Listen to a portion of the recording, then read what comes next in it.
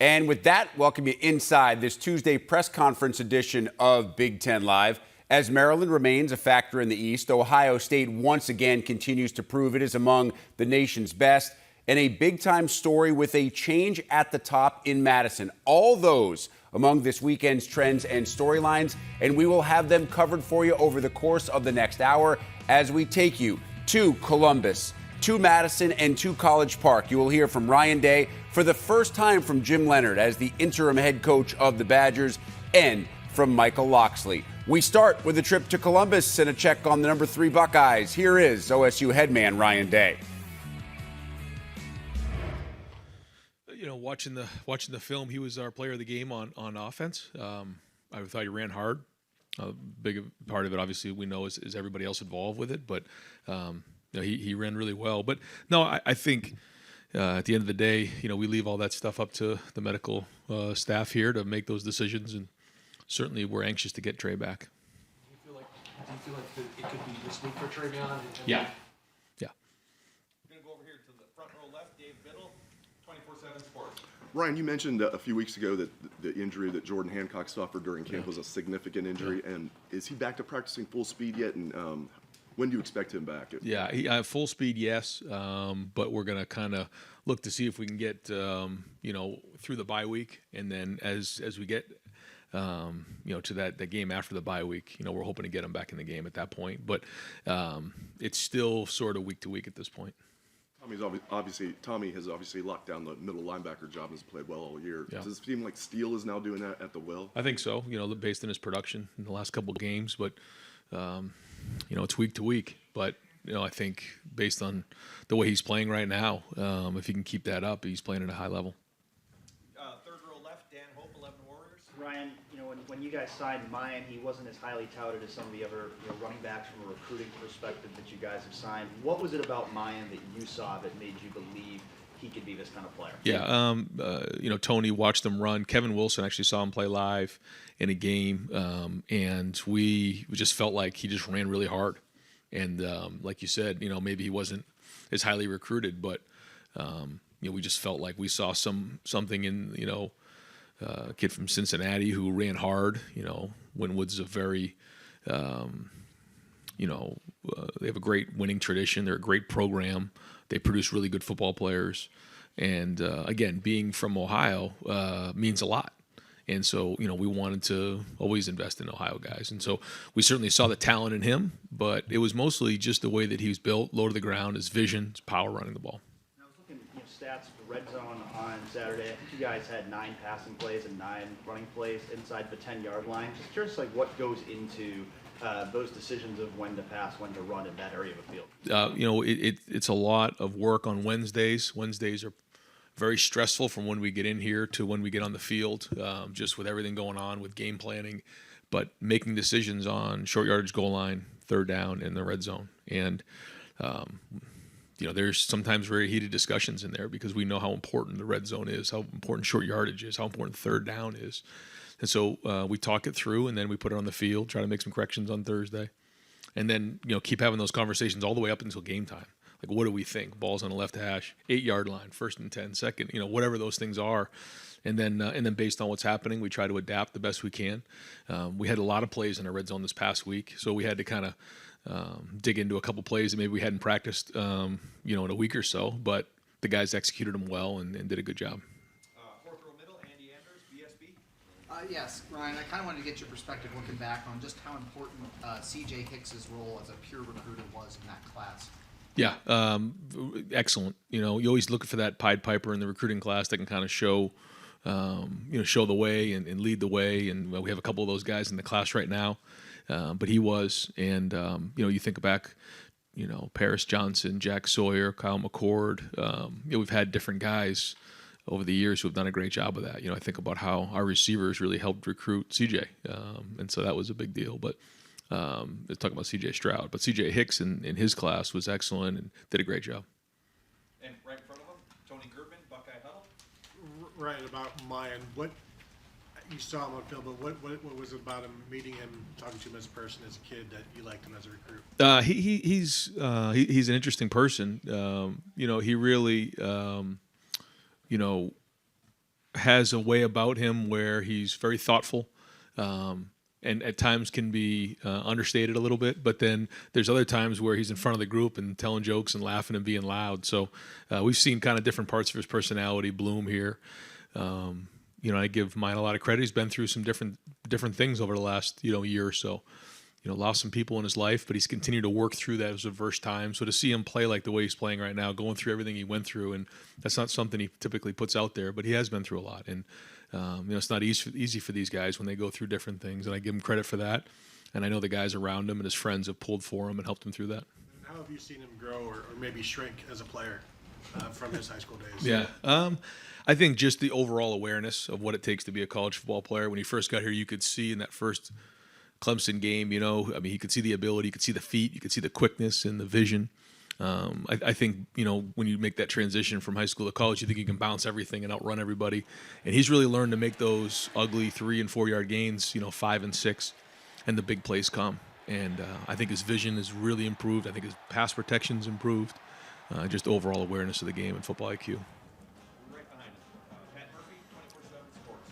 Ryan Steele obviously did enough last year to work his way into a starting role and whatnot, but obviously another year in this as a linebacker. How have you seen him kind of become a real linebacker as opposed to a guy still transitioning? Yeah, just playing more and understanding what it takes to be a linebacker. There's just different things, whether it's in protection or attack and protection on blitzes, whether it's in coverage, whether it's in the run game, whether it's out in space, in the box. There's just so many different things you have to do. You got to take on linemen. You got to go cover cover tight ends, running backs. You got to zone drop, read the quarterback's eyes. You got to read screen. There's just so many different job descriptions for a linebacker, and the more he's done them, the better he's been.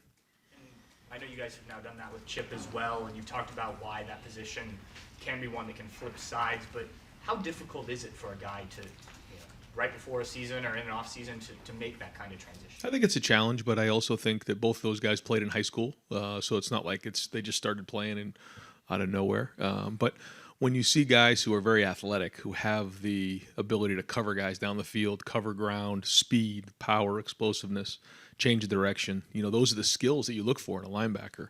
And so, some guys want to really try running back first to see if that's what works for them, and a lot of them it does. But that's something that's happened over the years in football. It's pretty natural for linebackers to make the transition over to linebacker. But I do think, when you're talking about college football, it does take some time and takes a little bit of adjusting, which, gives Steele credit and Chip. They're making that transition quickly. Second row right, Bill Landis, Rivals. Ryan, when you have a player like Jackson returning and you're sort of formulating your plan for the season, how much of your playbook are Jackson plays, like stuff you draw specifically for him? A lot. And I figured when you don't have access to that, does it force you to accentuate different things within the offense? And how has that process been so far? Yeah, 100%. I think you hit it right on the head. And I think when we talk that, in here we always say, one of the strengths of college coaching is being able to adapt to what you have. And I think that's what you've seen here, and that had to kind of happen in game when we were in the Notre Dame game. It kind of caught us all off guard. And then we've had to do that here over the next couple of weeks. And looking forward to getting Jackson back and getting him going, and certainly brings a whole other element to our entire offense. But I guess it's been a silver lining here is that we've had to, like you said, kind of go down the road of some different packages. And you can see that, those guys have embraced it. And, you got to credit our staff and our kids for really embracing it and putting it on the field, because it wasn't something that we spent a ton of time on the offseason, but some, but now it's on the field. It's one thing to practice, it's another thing to put it on the field and be successful. So we think that it gives us some versatility in our offense as well. Have you, I guess, learned anything about your offense sort of along that journey in terms of things that maybe are strengths that you weren't anticipating coming into the year? I just think certainly the tight end play between Cade, Mitch, G, those guys have been solid contributors for us, and then also just the young receivers. I think seeing the way that the offensive line has handled some of the run game and the way the running backs are running. I think when you add all that stuff together, you're seeing progress there. Again, know where we need to be, and as we continue to get challenged more and more, we'll see where the adjustments need to be made. But I think that's something that we've looked at here in the first 5 games and seen some progress. And just one last thing, when you have a quarterback that is a Heisman Trophy candidate, and you know how important cumulative stats are to that award. You're in a game that is clearly trending in your favor. Is any part of your decision-making calling plays, let me see if I can steal a touchdown for CJ here, rather than maybe calling things within whatever the flow of the game will be at that point? Yeah, I mean, you can't go down that road. Although you understand that that is part of the world we live in right now. But I think what CJ would tell you is that all he wants to do is win. He's not looking for individual awards, and he was the happiest guy on Saturday. And there were a lot of holding calls. There was a lot of things that just happened, and he would look at you and say, "Well, we scored 7 touchdowns in our first 9 possessions." If someone said that to you, that's a pretty good day. And we're all looking around after the game, going, "Well, I guess we got to get better in these areas." It was a clunky day. It's like, whoa, we're gonna get a grip on things a little bit. And so I think he would tell you that. And we have to just take what the defense is giving us, and we have to look for that balance. And that's the most important thing. And all the other things will take care of itself in the end. Over to the right, Dom Taveri, WBNS 10 TV. Coach, first road trip of the season. What kind of concerns and how does it change for you guys? Yeah, going on the road, tough place to play. Certainly a great stadium and great environment, and it's going to be hard to win up there. It always is, and this is the first time we're going on the road, so new challenge for us, new test, and it's been unique that we're into week 6 here and haven't played a game on the road. It's been great, but we got into a good rhythm. But now we got to go get our first conference road game. You got these guys pretty good down here last year. It was a top 10 matchup and all that. What do you expect this time, and what do you see when you look at them? The same thing. They've had a couple injuries here and there, but they're still very much the same team they were last year. A lot of those guys are back, so I know they've lost a couple games here, but we're expecting a top 10 team. We go up to East Lansing, well coached, really good players. They had an excellent season last year, and those guys are still there. So it's going to be hard, just like it always is, and we know that we got our hands full this week. So we got to have a really good Tuesday and Wednesday practice to go on the road and go get this win. Right behind Dom, the new kid on the block, Kellyanne Stitz, WSYX. Hey, Coach Day, what challenges can Michigan State's defensive front present, especially with Jacoby Windham coming off the edge? Yeah, they've done a good job last year, and they do a good job this year of trying to create chaos in the backfield. They've upgraded in certain areas with some new players in the front, and so just like any team we play in any conference game, we got to win a line of scrimmage, and that'll be important on both sides of the ball. But we know what they're capable of, and they're very talented. And right behind, Adam King, WBNS 10 TV.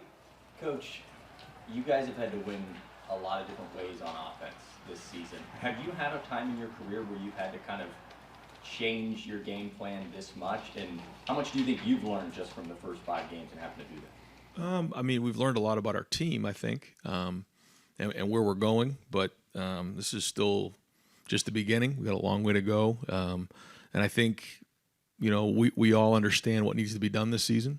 And I think we have a better idea of what we have than we did 5 weeks ago, first going into that Notre Dame game. I think every year you learn more about your team. You learn more about, what you need to do to win. But it's not magic. It's fundamentals. It's taking care of the football. It's tackling well. It's winning the line of scrimmage. I say that every week, but it's true.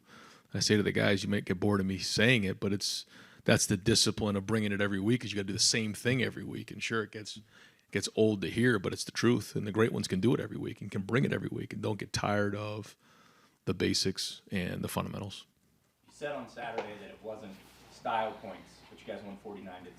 How almost tiring does it get that Ohio State has to win 100-0 every week? And how hard is it to walk in a locker room and say, like you said, it's clunky, even though you guys just dominated a Big Ten opponent? Yeah, well, I was walking into the Blackwell and someone grabbed me and just said, "Coach, good luck in the game today. 63-0, right?" I said, "Okay, okay."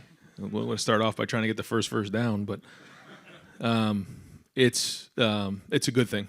It's a good thing, and I think it's the pride everybody has in our program. I think it's the hard work of so many people here that the expectations are so high, and that comes with the job, and that's a good thing. We look at it like it's a good thing, that people expect us to win at a certain level, and if we score 7 touchdowns in our first 9 possessions, and we're talking about how things were a little clunky, then that's a good thing because we're holding ourselves to a very high standard, and I embrace that, and we embrace that. We love that, and that's what makes us good. Is we didn't come to Ohio State to be average. You want to be great, and so that's the way we take it.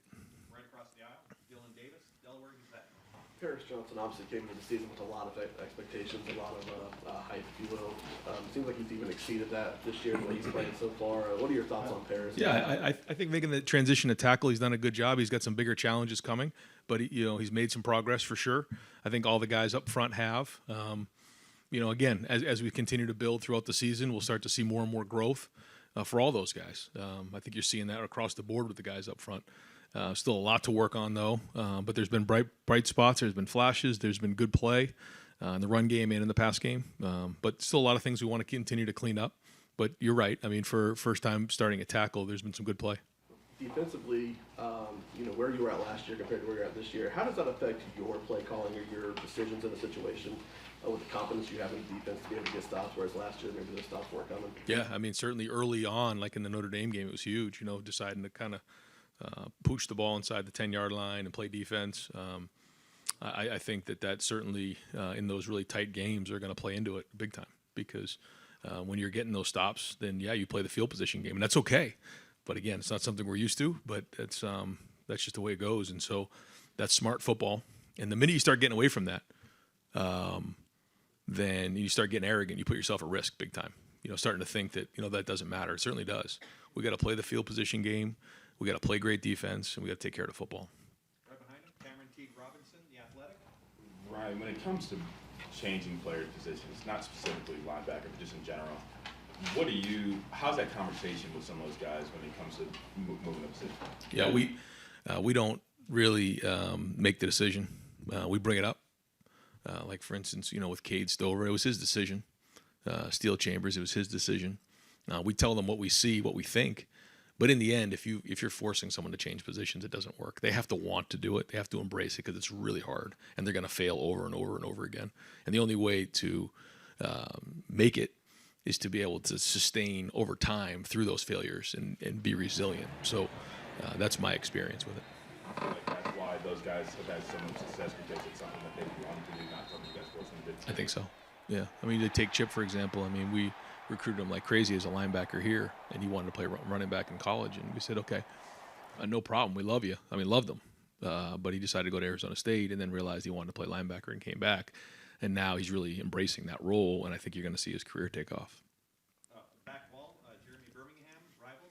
Ryan, now that we're a little bit over a year into NIL, would you say it's a net positive or a net negative for the sport? And can you just dive into, in a world that's sort of lawless right now, how challenging it is to stay within lines that are almost invisible? Yeah, I think it's such a it's not a black and white answer, positive or negative, because while the idea of it is definitely a positive, and there's a lot of people who are benefiting from that. Certainly our players are benefiting from it, and it's excellent, and they deserve it.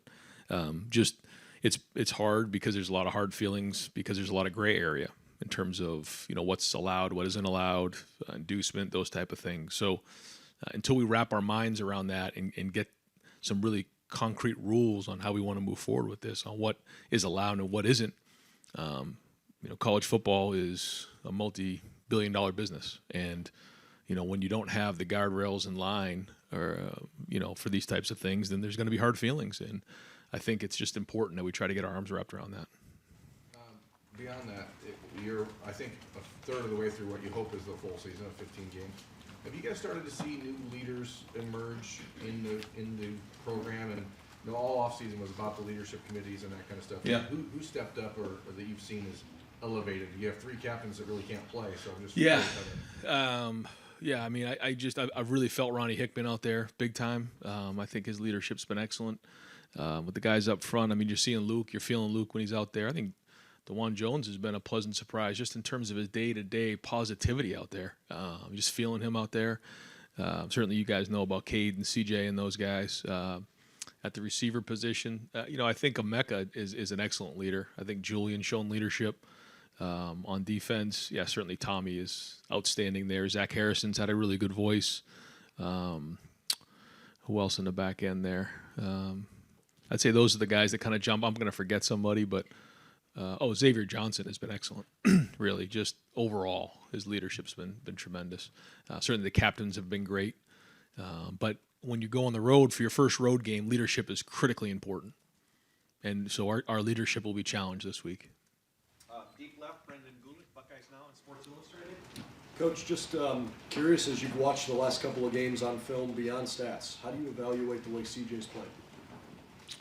You just take it, play by play, and grade what you see on film. And there's been some really good things, and obviously some things that he's got to improve on. But that's everybody on the entire program. But there's been some really good play there. As it relates to Michigan State, it seems like one area they really excel right now is actually in their punt game. Got the #1 punter in the country. I know they haven't turned those field possessions necessarily into wins, but how do you approach a week of preparation when you're going against a team that can flip the field the way they do? Yeah, we have to. Well, we talked about it today in our staff meeting, what the objectives are in special teams, and that came up in the meeting. They do a great job in that area. So that's an area we got to win. We got to win the kicking game. It's part of our plan to win. And, part of it is going to be certainly, making sure that we're aware of all the fakes and different things that may come up in a game like this. Is, teams typically will try to steal possessions. That's part of the plan. A lot of times we see, so we have to be on edge there. But then we got to do a good job of trying to be aggressive and going after some punts. And at the same time, when it's time to return them, we got to do a good job of holding them up so that, when a punter, can really do a great job with punting the ball with hang time and down the field, you got to hold guys up in order to get a return. And we have good returners. So, we'd like to get some yards back on that area so that, we don't feel like we're going uphill all day. Quick, Emeka, last week, it was an awfully windy day. When you evaluated the fumble, is that kind of how you saw that? The wind might have... Yeah. That's not good when you turn the ball over, the first punt of the game. And, he's been reliable for us, and he'll continue to be reliable for us. But I know we wish he had that play back. Nobody wanted to make the play more than Emeka Ibuka. Nobody cares more than him. So, he'll take a look at it and try to figure out how maybe he could work on that a little better. We'll get some punts up there on windy days and keep working through it. But we have all the confidence in the world that he'll catch the ball when it's in the air. Right in front of him, Mark Snyder, Press Bros. Yeah, Coach. 5 straight games at home, and you've had a lot of people cheering for you. Now you're going to have people are going to tell how much they hate you. Right. And all teams being different than the Rose Bowl team and this team. What are you looking for from these guys? Because you go up there, you play the game, you come back down. That's like that can be pretty stressful for a young player, a young team.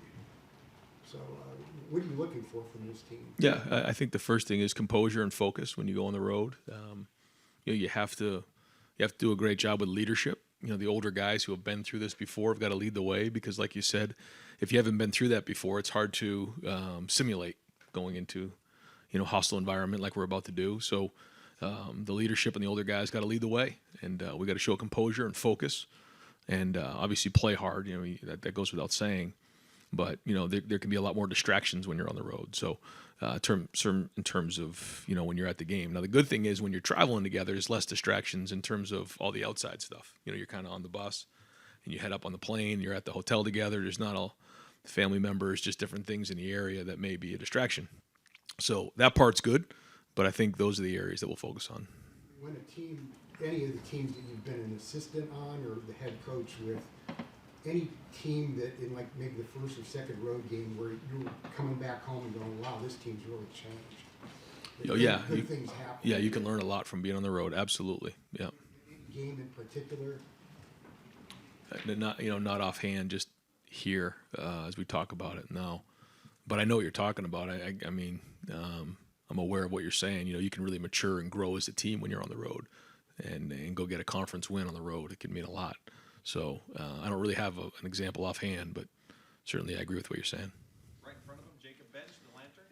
Yeah, hey Ryan, just going back to, you mentioned the distractions and the NIL and all things like that. We've crossed the Power 5, a couple of different programs have parted ways with their head coach already this early into the season. Just from your standpoint as a head coach, how difficult is it to keep up with all the extra things going on in season aside from just winning the game on Saturday? Yeah, it's a big challenge, but you know that,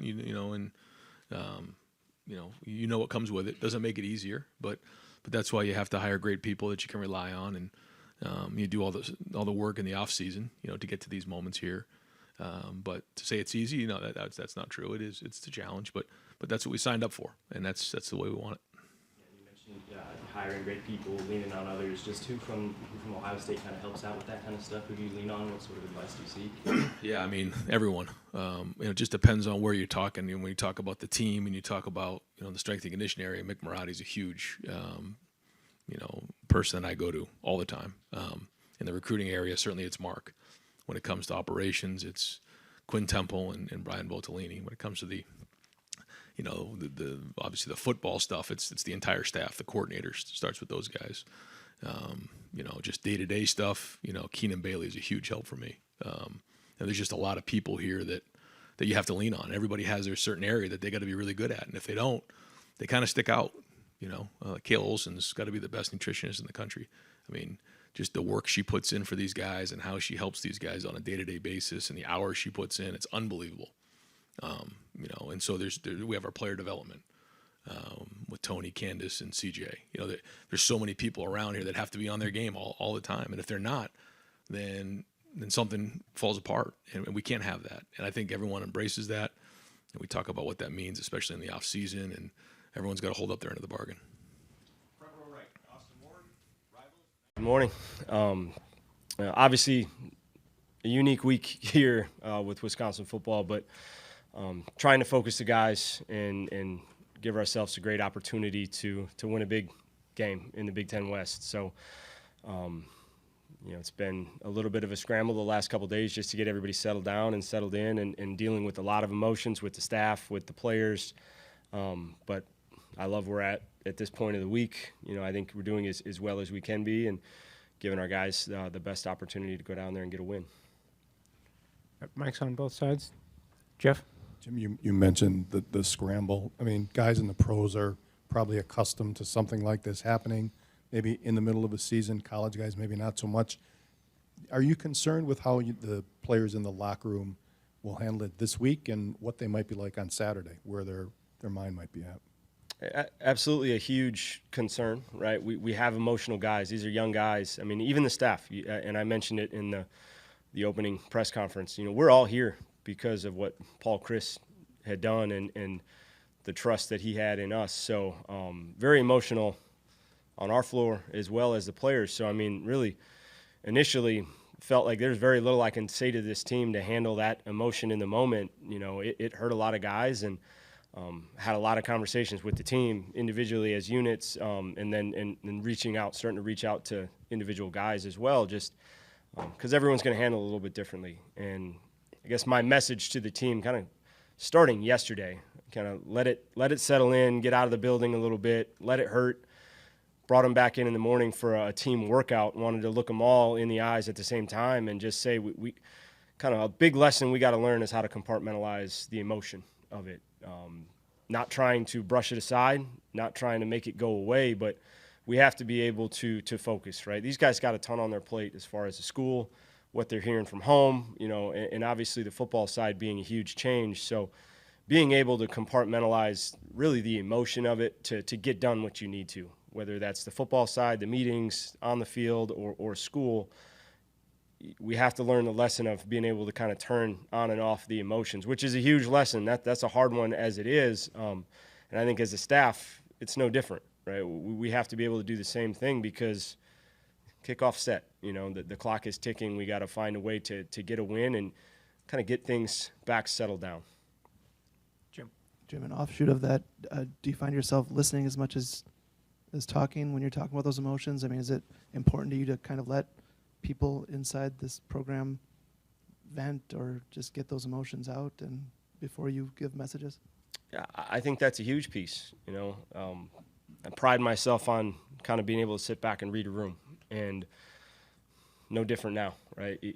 These guys are going to hurt in different ways. Some are going to be more vocal, some are going to be very emotional, and then maybe realize they overstepped, and you just got to be able to navigate that as a coach and understand it's real, it's there for a reason, and I feel like we've done a decent job of kind of calming and settle things down, right? That doesn't change what happened, doesn't change the kind of uphill battle we have going with this week, kind of being unique, right, different in this program, but I feel like we've we're going on the right direction, right? We're headed down the right path to give them the best chance to win, and we're playing a team at home that's always given us trouble at their place, and we gotta bring our A game going in there. We gotta play much cleaner football than we have been, right? That's why we're in this situation. So I got a ton of respect for the vision Coach Christ had for this team.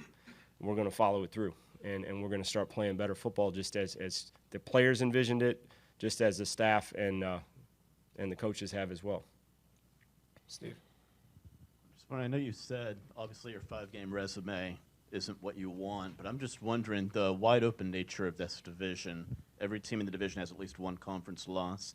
How is that something that maybe can motivate you for the rest of the season, even with everything you're going through right now, the fact that if you can turn things around, this might still be for the taking, perhaps?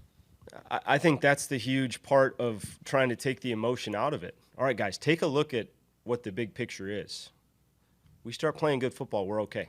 Right, we still are in position to reach a lot of the goals that we set at the beginning of the year, and you got to take it a game at a time. We got to turn it around, right? We have to start playing good football and winning games.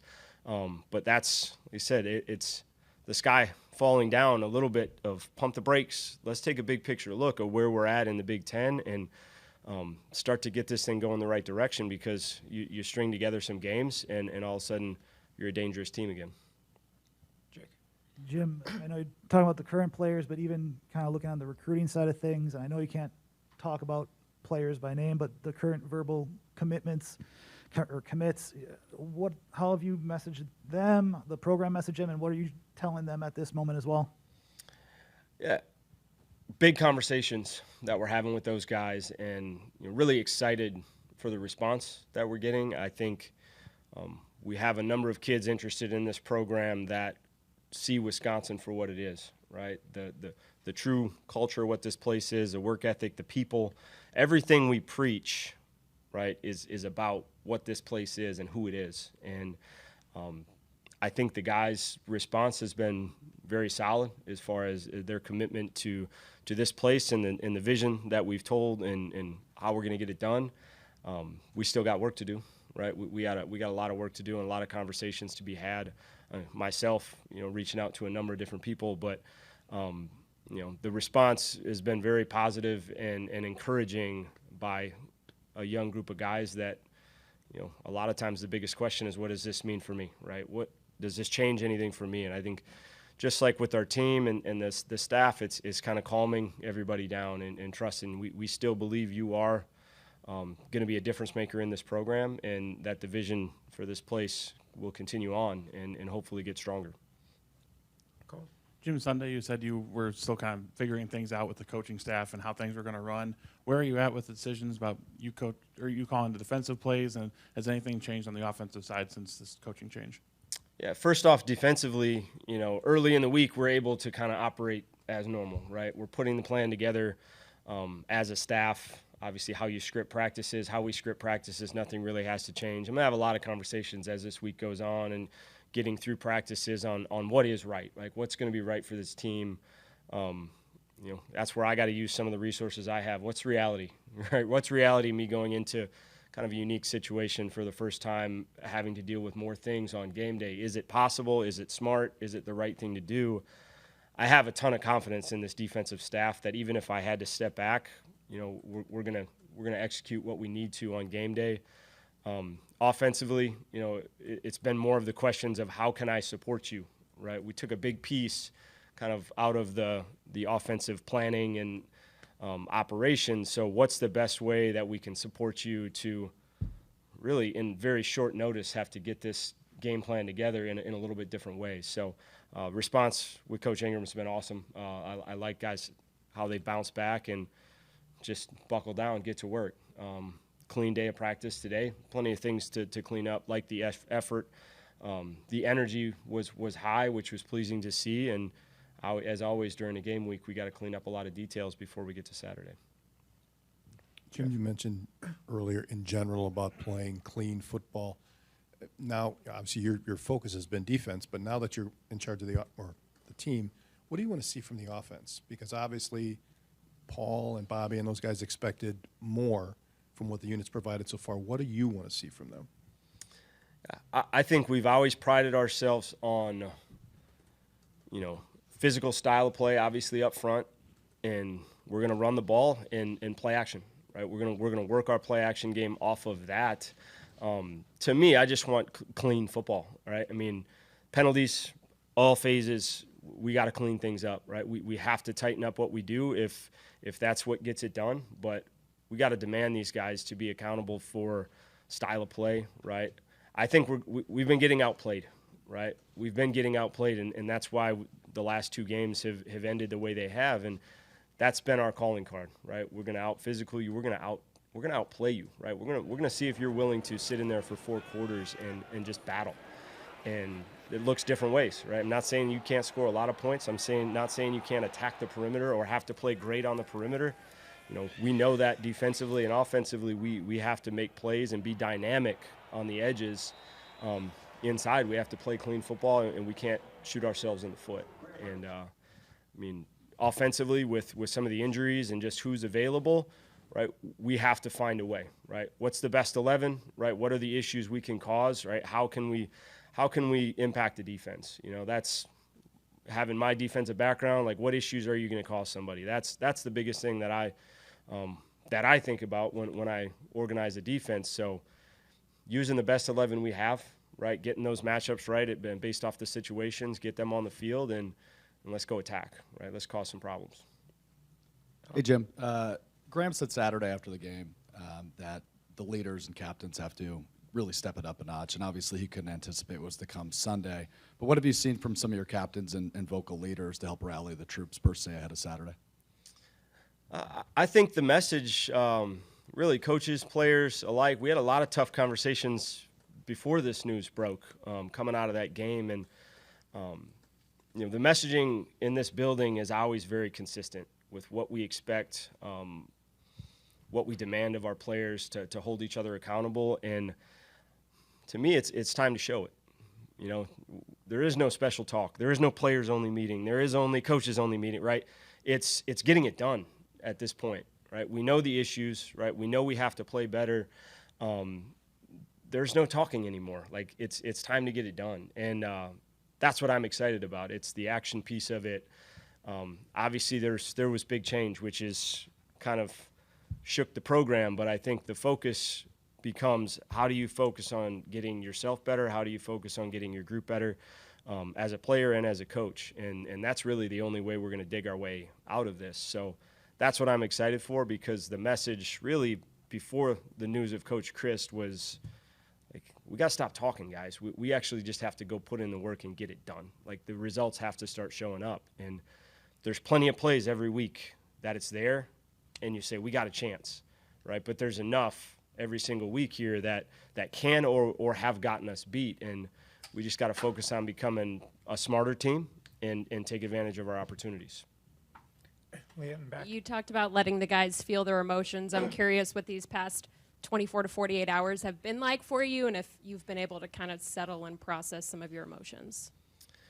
Yeah, it's been hard for me to deal with it. Coach Chris was a good friend, obviously a mentor, and somebody I respected a ton. You talk about the commitment to Wisconsin football, that was that man. So definitely shaken as far as how this happened, but at the same time you have to move on. The show's going on, so it's trying to pick and choose my moments to be emotional, and at the same time I've had a lot of thoughts, right? Had a lot of ideas. Now it's trying to just talk to who I need to, like what's a very short-term answer and solution that we can help get things going the right direction, and the long term is, like, to me, I'm not concerned. It's much more day to day, week to week in this scenario for me, just to try to get things settled down. And right, if there's things that we need to change, let's change it. Right, let's have communication on what's the best way to get it done, be more efficient, get the results we want, knowing that in the long term, that there might be things that change down the line. Jim, you guys usually go over kind of the film of the game before on Sunday. Just curious, I'm sure that was impacted, and the prep for this weekend was impacted. Just curious when you guys were able to kind of begin game prep and what the day-to-day has been like. Yeah, I mean, Sunday morning, was relatively normal for the staff. Like, we didn't know the conversations that were going on behind the scenes. Offensively and defensively are kind of handling a lot of the review of the game on their own. So we were able to kind of get through the issues and see, to me, really the lack of consistency in what we were doing. I think it was showing on both sides of the ball and on special teams. But I know I can speak on the defensive side. I mean, that game was such a mystery of, you call a play, you get the same exact play against you, and one goes for nothing, one goes for a big play for them. Like, that's the type of consistency that we've been dealing with. So, which changes as a coach going, how do we get it? How do we get it? Right? It's same call offense, same call defense. The consistency's not there. Is it a trust factor? Right? Is it eyes? Like, what is the issue? That's where we went on defense of, how do we fix this thing? We make it as tight as we need to give guys confidence, right? They got to have confidence to go out there and get it done. And then they need to bring the consistency, right? They need to bring the energy and the consistency in what we're asking them to do. Not going to speak on the offensive side because I wasn't in those meetings. And obviously, everything blew up to where we had to step away from it for a while. And I said it was really take a couple hours and handle the emotions of the team, right? Handle the emotions of yourself and the team. And then, when we get back in here, we got to get to work because, the game's coming soon. We adjusted our Monday schedule. We normally walk in the morning, and we moved it to the afternoon just to buy some time to just settle things down, give the coaches a little bit more of a normal timeline to prep for it. And I think, we got where we needed to for today's practice, and hopefully moving forward for the rest of the week, kind of on a normal schedule for the coaches. Thanks for joining us today. Little thoughts on Michigan State. Obviously, after watching that film, I think it was probably the best that we've played offense, defense, special teams in all three phases. Was not perfect by any means or any stretch, but I thought all three phases did some really good things in the game against Michigan State. But what excites me most is that we still have so much more room to grow as a team. And anytime you can come in and make corrections and show where we left a lot of meat on the bone, per se, when it comes to our execution in all three phases, it's definitely great to be able to grow from those things with a win. We've just got to continue to put the work in Monday through Friday, like we talk about, to be able to reap the benefits of the success on Saturday. And I think our guys have really bought into it. That mindset will continue to be the way that we prepare as we head into Purdue. When you talk about Purdue, I can tell you this is a team, really well-coached team. You watch the tape, they've lost, I think, 2 games by 1 score to 2 top 25 teams. The first game against Penn State, was a game that I thought had very easily could have gone in another direction for them. To go up and beat Minnesota, a big win for their program, and it's a testament, obviously, to the coaching staff and those players really believing. By far, when you look at them on offense, Aiden is a big-time quarterback, a guy that I think has a chance to play on Sundays, really talented, makes you defend the whole field. He's able to make every throw. He's got 2 talented receivers, and, Charlie and then number 3, both running backs, really tough to tackle, physical runners. And, they went up and they showed last week they have the ability to complementary run the football, and it was definitely, they're one of the better teams that we'll face from top to bottom. When you look at them on defense, it is collectively probably one of the better defenses we face, and that's including, a couple of weeks ago facing Michigan. These guys are where they're supposed to be. They play with the right kind of effort. They don't give up cheap plays and big plays. They just kind of keep everything in front, and they really play with tremendous effort, which when you see teams play like that, a lot of that has to go to coaching. Obviously, this weekend is family weekend for us, and when we took this job, we talked about developing not a football team, but a football family, and that encompasses everyone involved with our program. And we're going to rally around the parents that are coming back to see their kids that become an extended family of our program, and really are hopeful that they come out, support us. An early kickoff here at noon against a really good opponent that will give us everything that we can ask for. And so our captains going into the Purdue game, Fanaje Gote, Rakim Jarrett, and Tarheeb Steele will lead us into this game as our game captains. And I guess with that, I'll open up to any questions. Mike, the second halves that your defense has had this season, of the adjustments, the execution, could you address what has been the difference this year? And really, there's just been this different level that you guys have hit after halftime. Yeah, I think the biggest thing, and this is what people do on offense. You script. Most people script openers, and when you script those openers, you get really exotic in the things you're looking to do because you want to stress the defense, and as we say, check their oil on how they adjust, how they align. So you see a bunch of motion shifts and some exotic formations, and it takes a minute to kind of calm down our defensive guys because we're still, we started 2 true freshmen at inside linebacker a week ago, 44 and number 1, and with all the things that people do in these openers where they know where they want to be, it's before they kind of get settled into what exactly they want to get accomplished during the game. It puts stress on the defense, and so our defensive staff has done a good job after being able to see the things that they're trying to get accomplished, settling our guys down and then coming up with the necessary adjustments to make sure we're sound. And so I think Coach Williams, the defensive staff, has really done a really good job after people get out of their openers of really being able to hone in and say, hey, here's what they're doing, and being able to paint the picture, get it drawn up for our guys on the sideline for them to be able to take the adjustments, including at halftime, which, like you said, the last 3 games, I thought we played really well in the second half on defense. Hey, Mike. It's obviously going to be a lot of good receivers on the field in this game for both teams. I'm curious, what did you see that Minnesota did against Charlie Jones in particular? Because it seemed like they kept him a little bit more under control than maybe some other teams have. Yeah, I don't know if it was necessarily what Minnesota did or the philosophy going into the game that Purdue had. It looked like to me they wanted to run the football, and they were able to line up. They got into some condensed formations. As I said, 38 and 45, the 2 running backs ran really physical. I mean, we are going to have to really tackle these guys because they're really strong runners, and usually when you have physical runners like that, it takes having a lot of guys to the ball. So I don't think it was as much something that they did to take him out because he's a talented receiver, really nifty in the slot. Their tight end, number 87, also is kind of one of those safety nets for the quarterback. So I thought it was more philosophically how Purdue wanted to run offense that game. Hey, Coach.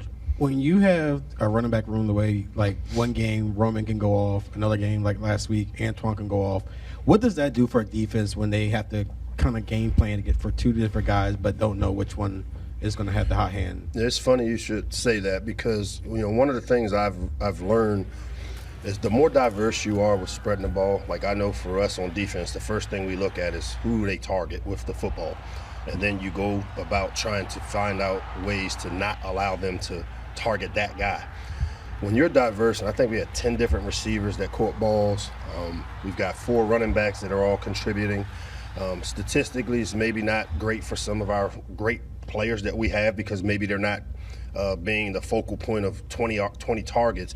But I just think the more diverse you are in who touches the ball, the more they have to defend on defense. And so we've got a bunch of talented players from the skill position, including the running back room, which we've talked about from the summer on. Of like we knew going into this season that we had our young running back group that was really talented, and I think it's really starting to show. And just to follow up on that, you mentioned how young they are, redshirt freshmen, sophomores. I was wondering, what is your future outlook? I don't know, is that too early to tell, but like, what is your future outlook for them moving forward? Just for them to play well in the Purdue game. I mean, it's really tough to really go beyond that because that's kind of philosophically how we're trying to build this thing, one game at a time, and then we'll deal with all the prognostications later when we have a little more time to unwind. But right now, I need those guys to play well going into the Purdue game, put the work in today, tomorrow, and then Saturday go out and perform.